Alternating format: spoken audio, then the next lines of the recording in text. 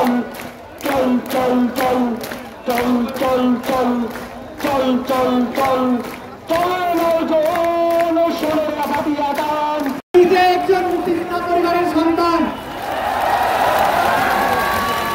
আমি একজন বীর মুক্তিযোদ্ধার নাতি। তবে আমাদের দেশে সরকারি চাকরিতে বা বিসিএসে বা প্রথম বা দ্বিতীয় উচ্চ শ্রেণীর যে পর্যায়গুলো আছে সেগুলোতে যে নিয়োগের ব্যবস্থা করা হয়, সেখানে যে মুক্তিযোদ্ধা পরিবারকে 30% কোটার সুযোগ সুবিধা দেওয়া হচ্ছে, এটা সাধারণের জন্য অসুবিধা এবং তাদের জন্য এটা ঠিক না। এবং আমি ব্যক্তিগতভাবে আমার জায়গা থেকে মনে করি এই 30% কখনো আমাদের সকলের জন্য যৌক্তিক হতে পারে না। মুক্তিযোদ্ধারা কখনো বৈষম্য চায় নাই, সবার অধিকার নিশ্চিত করতে, কিন্তু এই 30% কখনোই সবার অধিকার নিশ্চিত করতে পারে না। শুধু এই 30% না, নারী কোটা, জেলা কোটা সহ সর্বমোট 56% কোটার অধীনে থাকলে 44% সাধারণ জনগণ কি করবে? আমার মতো একজন মানুষ যদি বুঝতে পারে, বাকিরা কেন বুঝতে পারবে না? সন্তান হয়ে বলতে চাই 30% না, আপনারা তাদের জন্য মুক্তিযোদ্ধাদের প্রতি আমরা সর্বোচ্চ সম্মান প্রদর্শন করে মুক্তিযোদ্ধা পরিবারকে সর্বোচ্চ সম্মান প্রদর্শন করে সকল মুক্তিযোদ্ধাদেরকে সর্বোচ্চ সম্মান প্রদর্শন করে বলতে চাই আপনারাও এগিয়ে আসেন। আমাদের পূর্বপুরুষ এই কারণে যুদ্ধ করে না। যেখানে আমাদের মিডিয়ার ভাই বোনেরা হাত দিচ্ছেন সেখানে হাজার কোটি টাকা লুটপাট। আমরা চাই দুর্নীতি মুক্ত একটি আমলাতন্ত্র প্রশাসন নিশ্চিত করতে হবে। এখন আমাদের জায়গা থেকে কিছু কথা রয়েছে, সেটি হচ্ছে যে সংবিধানে কি এটি বলা রয়েছে কিনা যে কোটা দেওয়া বা কাউকে সুবিধা দেওয়া বাধ্যতামূলক না, সংবিধানে এরকম কিছু বলা নেই। আমরা স্পষ্ট করে বলছি একই কোটা চাকুরিতে একাধিকবার ব্যবহার করা যাবে না।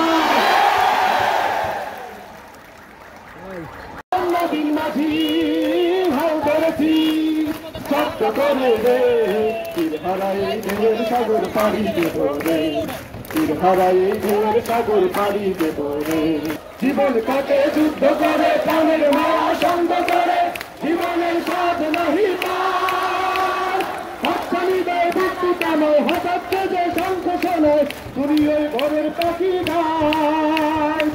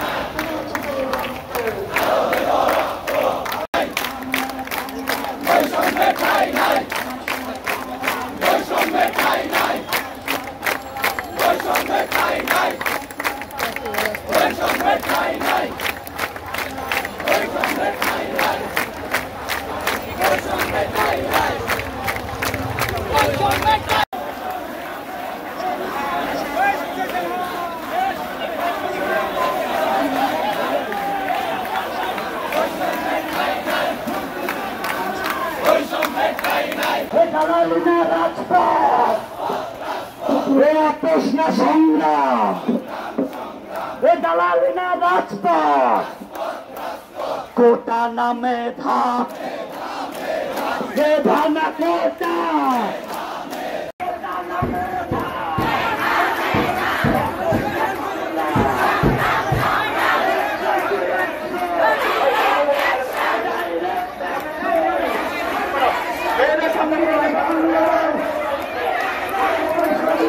জেগেছে রে জেগেছে,